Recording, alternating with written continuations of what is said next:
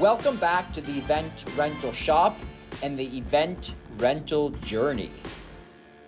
Welcome back to the channel. About 2 weeks has gone by. This is what we've been up to. We are still busy doing pipe and drape.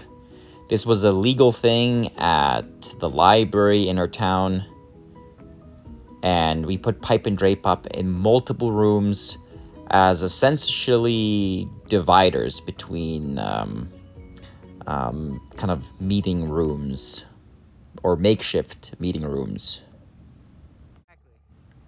Here in Western Canada, there's only one guy I know that supplies tent boxes and attachments for them, and he paid a quick visit to us as we might be interested in eventually purchasing one, probably next season. Slide over and then the door opens up. Oh, nice. Stand on the chain, you'll be fine. Yeah, okay. Nice. Ah. This one's got cameras and everything in it, I put. Oh, yeah. So you added that? Yeah. Added that, added the controls for the cedar. This is a true cedar for grass seeding. Oh, so you added this unit. This next clip here, it's obviously not sponsored, but I thought I would just introduce this guy. And that was the first time I met him. But there's, I don't know, I don't think anybody else in Western Canada sells tent boxes, so I thought I'd just kind of put him out here for everybody. Today, showing off an Avon 860, as we are probably going to purchase one next year. We're out of Edmonton. My company's called Attachments and More. We do a lot of custom attachments for tent events, pin pullers, pin pounders, trailer hitch movers, you name it. Cab machines, non-cab machines. Let me know. We're out of Edmonton, 780-242-2566. Chuck from Attachments and More. I also wouldn't mind really kind of figuring out which tent box is the best to start with. Like, they have several different series, the 200 series, 300 series, and so forth, so on. And like, what is the best tent box to start with? Obviously, the bigger ones are more pricey. So do I start with a much smaller one, or do I go for like a much bigger one? So in addition to pipe and drape and tables and tents, which you'll see a bit later, we are continuing to do more and more stage.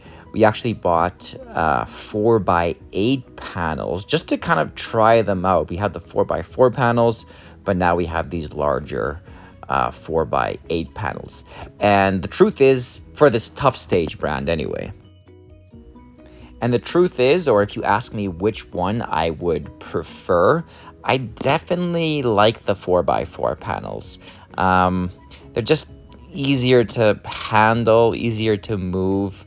But actually the company was sold out of them, which is why we had to get the 4x8 panels, or additional 4x8 panels for as our staging projects and our stages have essentially gotten bigger and bigger.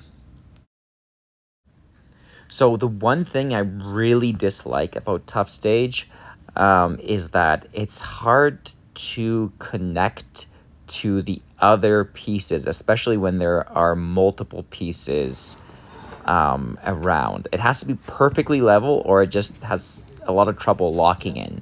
Otherwise, it's great. It's light, the feet go in easy, but yeah, locking in is a little bit of a hassle.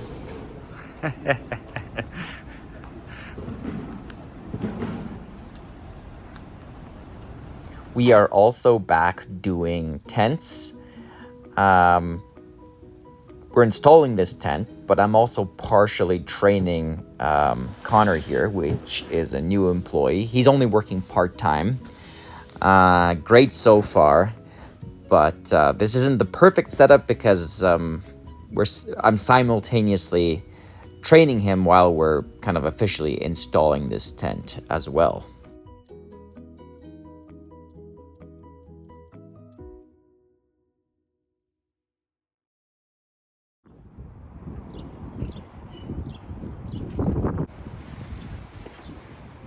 Some thoughts about tents.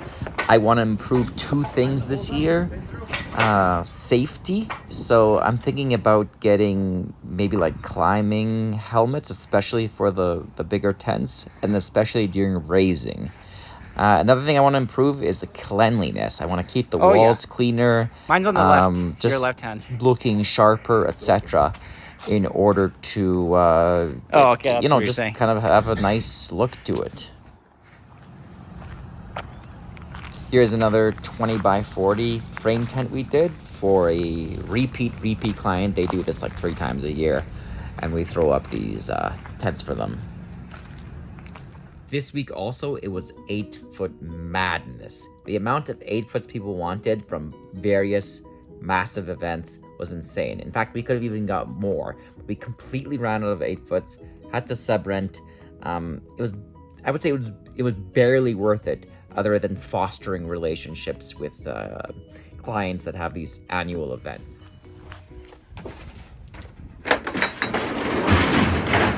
So I actually added that clip about the 8-foots a little bit prematurely. I also did several kind of deliveries out of town on my own to smaller colleges. And here's an example of me moving, I think we had, 500 chairs. And if you have yourself organized efficiently on carts like this, you could easily move 500, 600 chairs by yourself. And I just wanted to show you how I do it, or how we do it, when one of us or some of us are alone.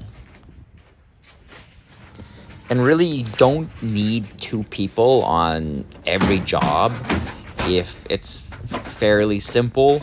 And again, if you're prepped for it, if everything is organized and well sorted and stacked correctly and neatly, you can really just throw these out really quick. This client's also really good. They perfectly stack everything after we're done, so it's also super easy to pick these up.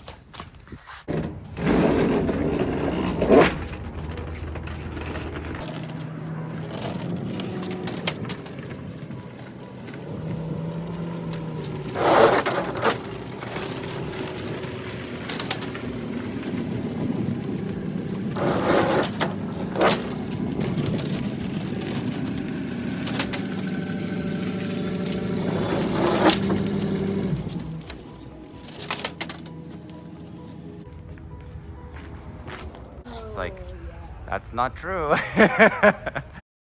Okay, so this is the portion of the video that really goes into the 8-foot madness. We actually made these carts. We built them from scratch. And I don't know, they work really well. Here I am basically loading up, and it's hundreds and hundreds of 8-foot tables. They're filled, our shipping containers are filled with them. There was a bunch in the warehouse here. So it was just a lot of work, but we started 3 days early, and we just tried to get sorted, organized. We didn't stress about it. It was a lot of sheer work, but the key here was we started 3 days early, and that really gave us enough time that it wasn't stressful, and everything was prepped correctly, and we didn't rush. So honestly, moving 8-foot tables or filming it, I feel like it's kind of boring, but at the same time I realized if like you have an event company or a moving company or moving things, you might be curious how other people are doing it, and that's something that is rarely filmed kind of in full. So I decided to film a little bit of the stacking and prepping, and likewise the loading, and you can kind of see how we are doing that here. Now, plastic tables aren't that heavy. There's a clip coming up of the wooden tables, which were a little bit more of a struggle. So the fact that we don't have like a little tiny narrow ramp where there's a little bit of a lift there is ridiculous. Like, sometimes I'm proud of us, how efficient we are, how quick we are, how innovative we are. And then other times I'm like, the fact that we still haven't done this after, 6 years is ridiculous. And that goes for a number of things. Like sometimes I'm like, wow, this is great. Like this is perfect. Or you guys did great. And other times I'm like complete opposite, where we're like, oh, the fact that we don't have this figured out is insane. One major thought I have is these smaller 16-foot cube trucks are actually just kind of too small for jobs like this. They're great for other jobs, but as soon as you get to like the medium-sized jobs, these smaller cube trucks are honestly just too small. Yeah, so just a thought there. Here we are, obviously loading into the events, and we have multiple cube trucks. Some of the stuff had to be just hand bombed, and we have enough people, so that went fairly quickly. And other stuff was on the carts, so we just rolled it out, and it went fairly efficiently.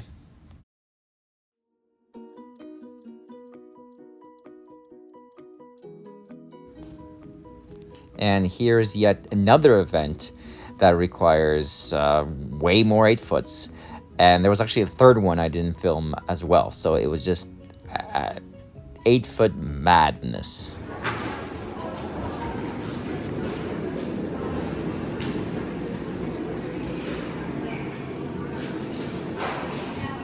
Hopefully you enjoyed the last 2 weeks of the happenings here.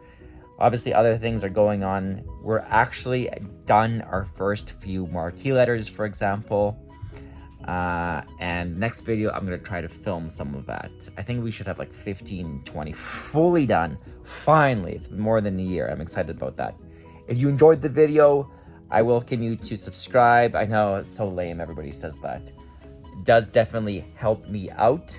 And I know most people aren't subscribed, but I'm trying to keep these videos kind of vlog style, and hopefully that's kind of just more interesting. And it also reflects on the name, The Rental Journey. It's not really a rental journey if it's just a random video. Now, I will have standalone videos of how to set up a 20 by 20 and stuff like that. But most of it, I think, will be like kind of vlogging style. So if you'd like to subscribe, I do definitely invite you to do that. That'd be awesome. And guys, we'll see you later.